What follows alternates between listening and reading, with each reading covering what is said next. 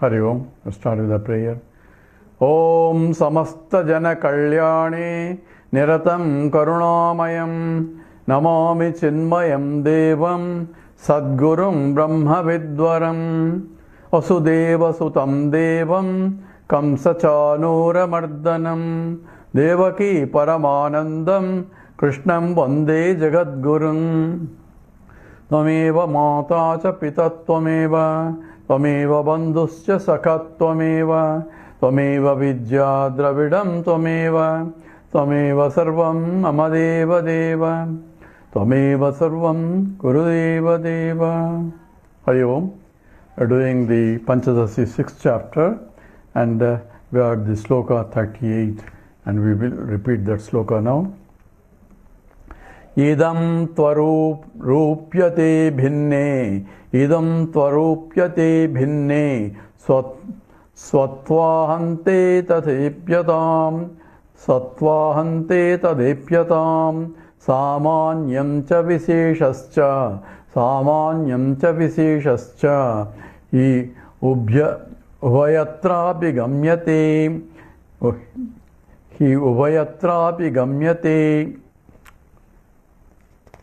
Hubhayatra, he plus Ubhayatra Gamyate.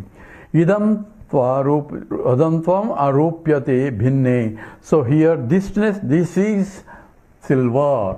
Before that, this is what was there before?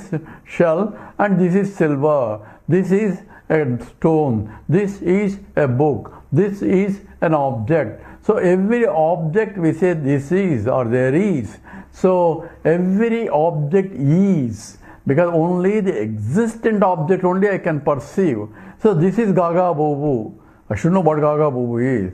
So if somebody defines whatever some strange object and say this is really what is this? Oh, this is Gaga Bobu. Oh, now I know what is Gaga Bobu. But I am seeing an object, existence of the object in the form of through the attributive content. So attributive content of that idam is superimposed on the essence of it, which is the pure existent consciousness, that is. So there is part coming from the existent aspect, and whatever that on top of it, I am superimposing something of an attributive content. Nama Rupa is superimposed. What is Nama Rupa I am superimposing? Say in the case of when I say this is silver, so silver is the name silver and its associated attribute, that is the silveriness that I am seeing, or together is what I am associating it with the idam. There is silver. Later I may say there is only shell. There is a shell. So shell is only a name and a form. Form includes all other attributes that characterize shell from a real silver. So that includes all other attributes, Neelam, Pushtam, Trikonatvam, all those things that makes a shell and not a silvery piece. So in the case of, is an example, when I say this is a silver, I am superimposing the silvery attribute that I see, but silvery, the nature of the silvery metal that I saw before, with its own characteristics which are not there, I am superimposing on that also here. This is a very interesting point. When I am superimposing, when I say this is silver, only the silvery reflection is only that I am seeing. But the rest of the attributes become the memory, but wherever there is a reflection, the reflection of that, it has to be silver, because I know silver has it. It may not be sufficient condition, it may be necessary condition. As it means it has to be, but sufficient means it cannot but be silver if it is silveriness. Right now it can be shell also. So the silveriness aspect is not sufficient to differentiate whether it is silver or not, but that I am going by that to say that this is silver. So name silver with that object that I see is Rupam, that is attributive content, that is reflective content of that silveriness, and the silver are superimposed on that, where on what? On there is aspect. because it is an existent. It is existing. A non-existing silver, I say there is silver. So because it is existing, I am taking the attributive content of that partially and superimposing which is not there on top of it. And what is there is an object. That is what definite. That is the truth.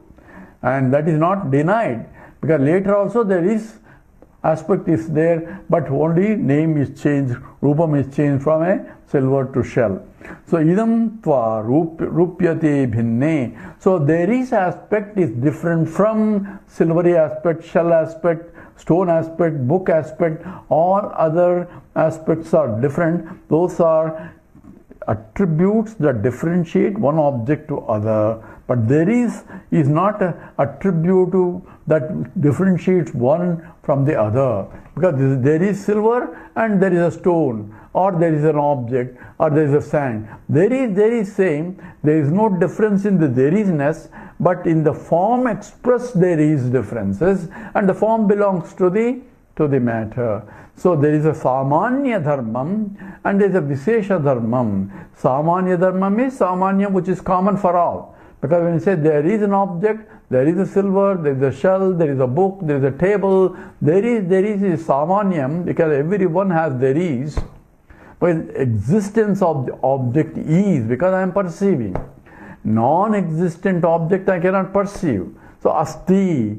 So asti means it is there, because it's perceptually proved that it is there. Therefore my senses and all other mind establishes based on the attributes that object is.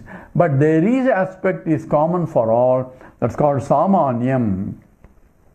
Vishesham is the special attributive content of that object different from other objects. So without the vishesha, I cannot differentiate one object from the other. But for every object there is part is there.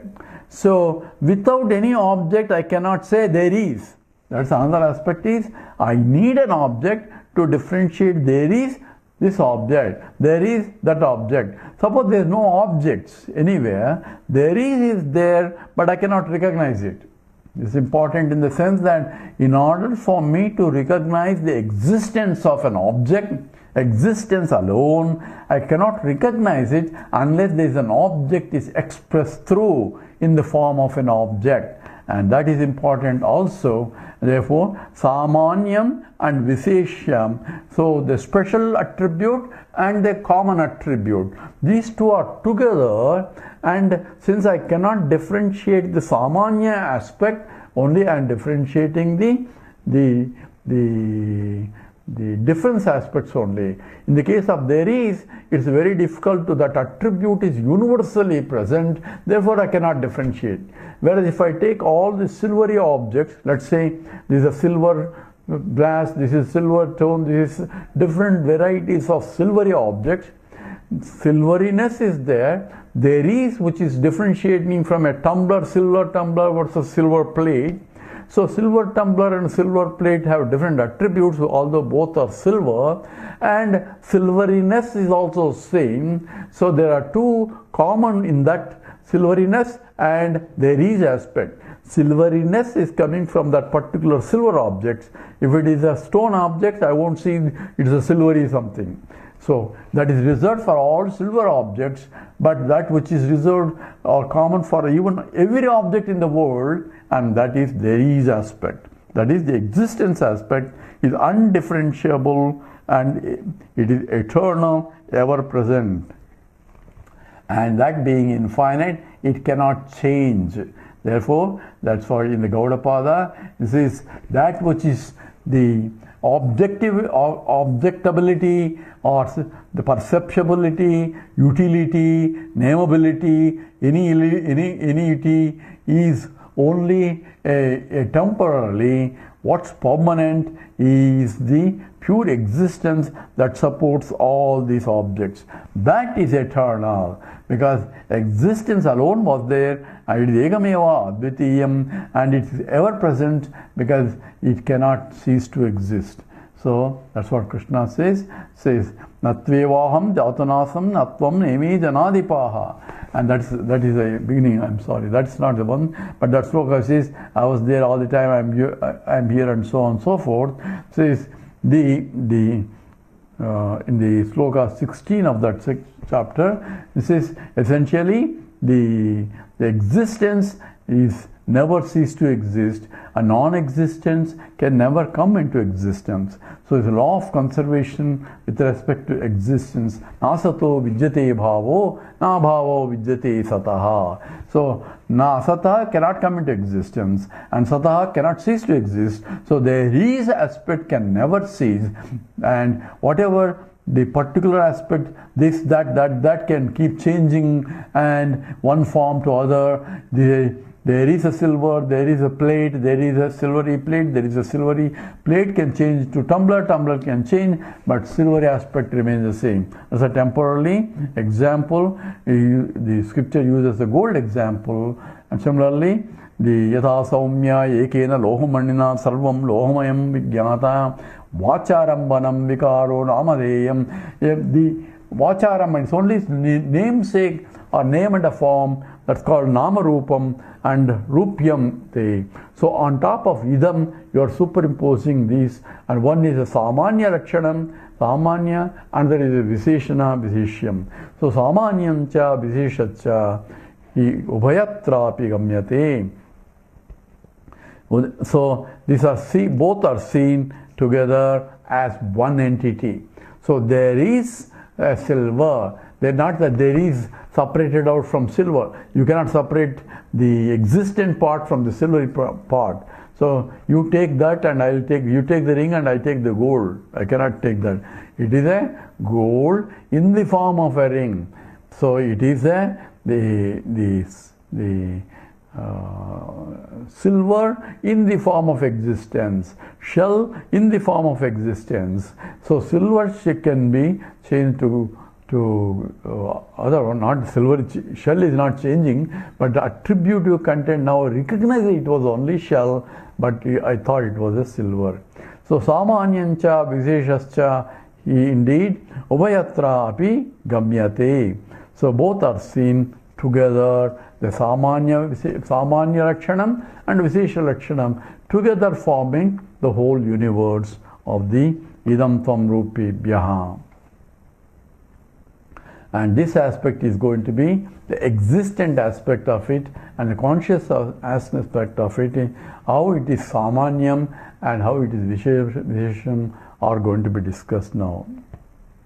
This is what is called essentially adhyaropa apavada, where something is superimposed on the something common. So you have to reject the what is superimposed and understand what is the bottom line.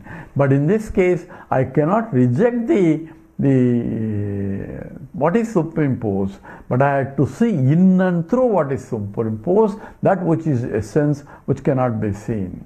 So I can see, I can destroy the glass and make it into a plate and see the silveriness. That way I can do. For these are temporal examples, but what from the point of absolute, there is part can never be removed, because there is part can never get destroyed. So that's why nastevaham jatanasam natvam nemi. Again, natve. So the sadeva sat. Oh, I keep forgetting. Anyway, that exists.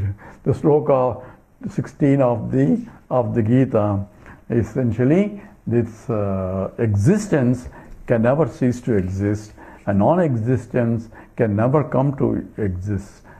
Existence is what Krishna talks about of law of conservation. So idam tvarupe rupyate bhinne swatva ante taipyatam samanyancha visheshascha hi ubhayatrapi gamyate. So as we appreciate thisness and silveriness as separate aspects in the knowledge, so also one can see the I-ness and Chidabhasa separate. So if I can see that there is silver, there is shell, that there is part separated out from the silver shell and all that which is changing, if I can cognitively separate it, then I should be able to also cognitively separate I am this part, because I am this is going together.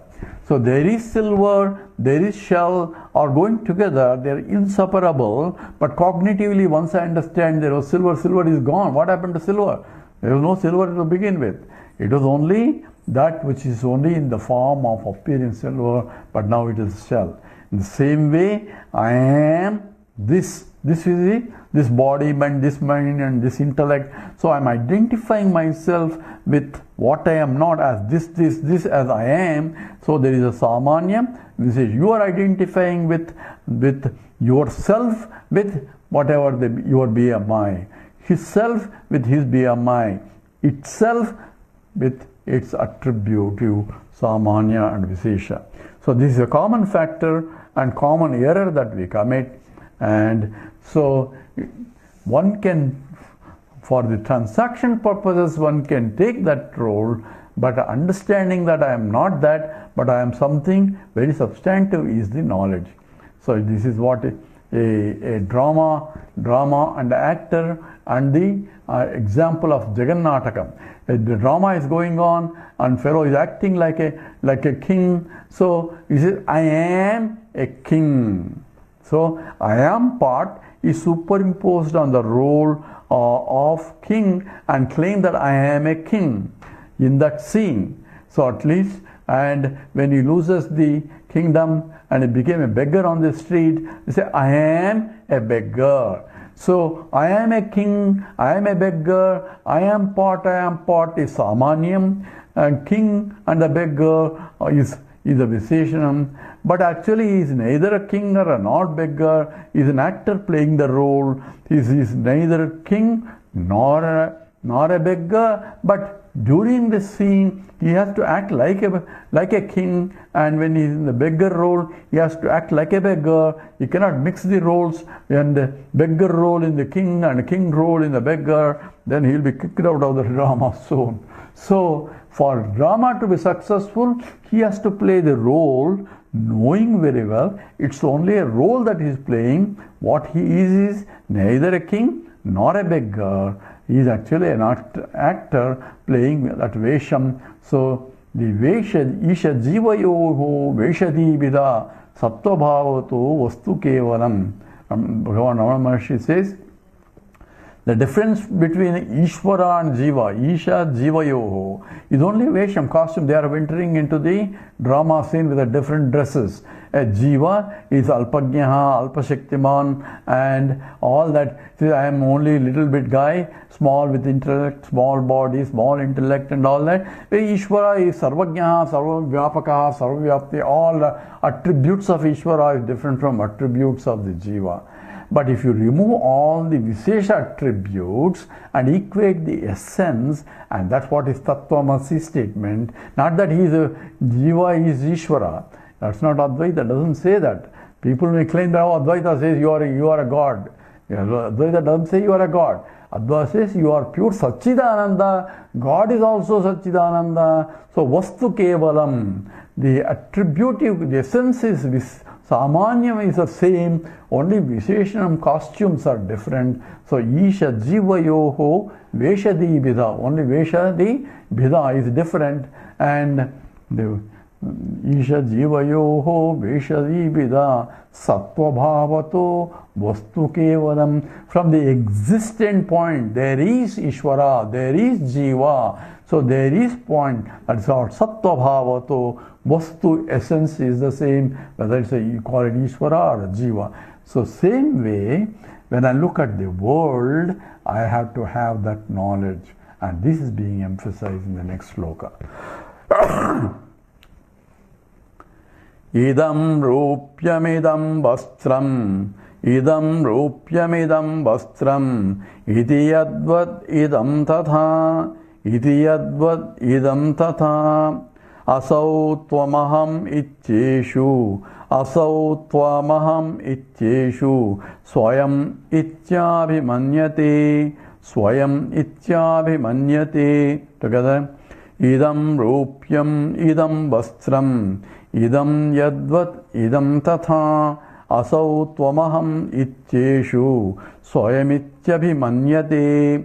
So idam rupyam, this is silver. Idam vastram, this is the cloth.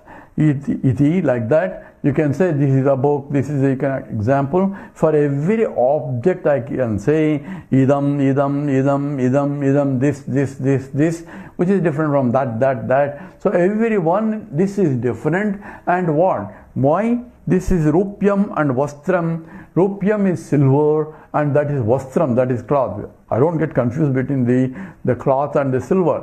So one has different attributes compared to other attributes of the different. So silver has its own attributes to differentiate from the attributes of the cloth. But there is part is samanyam, that is common for both silver and the cloth, and common between the space between the two also. So I have one side a silver, another side a cloth, and in between what is there? In between the space, but space is. Space means there is space between the two. So there is part is also applies to the space, and there is silver and there is a cloth and there is a space, a gap is also there is. So there is part is not differentiated. So there is no division in the there is part, but the division is only in the names and the forms are different. That is what has to be understood. So in the same way, so I am, you are, he is. Not only I am is, I-ness is, hisness is, herness is, itness is, her. So everything is he, because existent only I am talking about, non-existent I am. So when I say I am existing. He is, that means he exists. She is, she exists. The object is, object exists. So isness is there with every object that I can see, whether it is a conscious entity or unconscious entity. So isness, existence pervades everything, samanyam for both the sentient and insentient objects. So inert as well as the conscious entities, isness part is same. What's different is only the expression of the consciousness. That's because of the type of the object that it is. So it reflects only existence in the samanya for everything, but it doesn't, every object doesn't reflect the consciousness, and therefore they are sentient beings different from non-sentient beings.